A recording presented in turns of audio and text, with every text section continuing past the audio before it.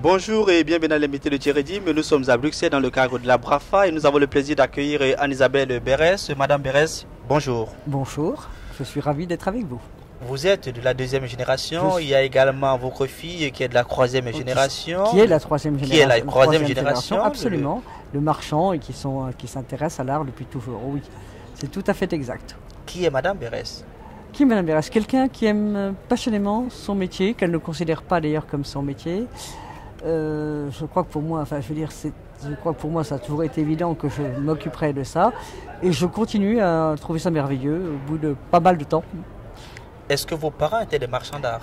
Oui et non. Oui, la réponse est oui totalement pour le métier d'art. Je veux dire, mon père était sûrement un des plus importants libraires de livres anciens du monde. Ça a probablement été le plus important d'ailleurs. Et ma mère s'occupait des stampes japonaises, donc était aussi dans l'art de façon différente. Je continue à m'occuper d'ailleurs également des stampes japonaises, bien que vous n'en avez pas du tout ici, et nous avons élargi au fur et à mesure à différents domaines. Quelle est globalement votre perception aujourd'hui du métier de l'art? Que ça reste un métier. Je pense que l'art perdurera toujours. Je ne suis pas inquiète pour ce qui est de l'art en général. L'art ne va pas disparaître. Il évoluera, il prendra d'autres formes, mais c'est une notion qui continuera. Je veux dire, l'art existe depuis toujours et continuera.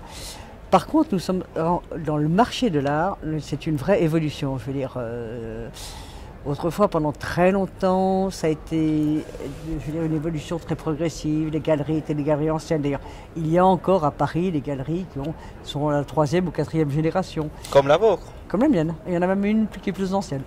Mais et maintenant, en raison de différents facteurs, le monde de l'art évolue beaucoup. D'abord parce que les maisons de vente ont pris une importance considérable. Le phénomène Internet change la donne. Les gens ça va de plus en plus vite, c'est-à-dire qu'il y a un phénomène de mode qui n'existait absolument pas autrefois. Justement, parlant du phénomène de mode, est-ce que vous, dans votre galerie, vous suivez cette mode? Pas du tout. Enfin, pas du tout.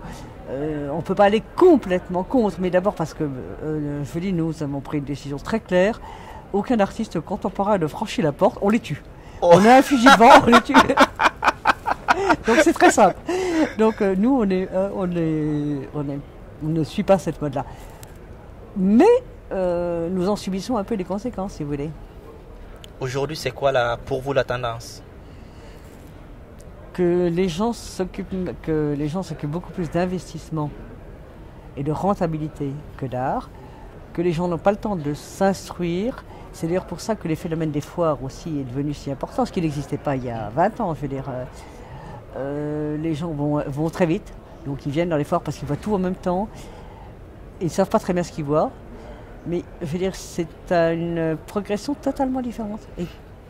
Mais est-ce que quelque part, c'est pas aussi juste que l'artiste puisse vivre de son art? Parce que si les œuvres se vendent bien, l'artiste également a du plaisir à réaliser ses œuvres. Ce qui n'était pas le cas dans les années passées. Non, je crois que c'est exactement la même chose, parce qu'il y a quelques artistes qui arrivent à vivre de leurs arts, et puis il y a la plus grande majorité qui n'arrivent pas, et des très quelques rares cas qui surgiront après, mais nous ne savons pas lesquels.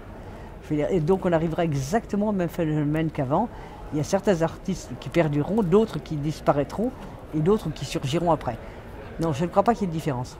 Pour vous, c'est quoi vos coups de cœur en termes d'artistes? C'est qui Si on demandait par exemple le top croix par exemple de Madame Berès, ce serait quoi?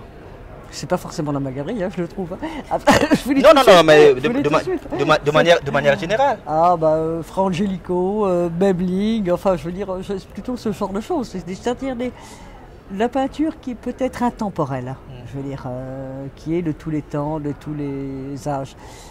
C'est justement ce que je reproche au phénomène de mode. Je crois que la peinture doit être complètement un monde irréel et intemporel. Voilà, donc ma réponse.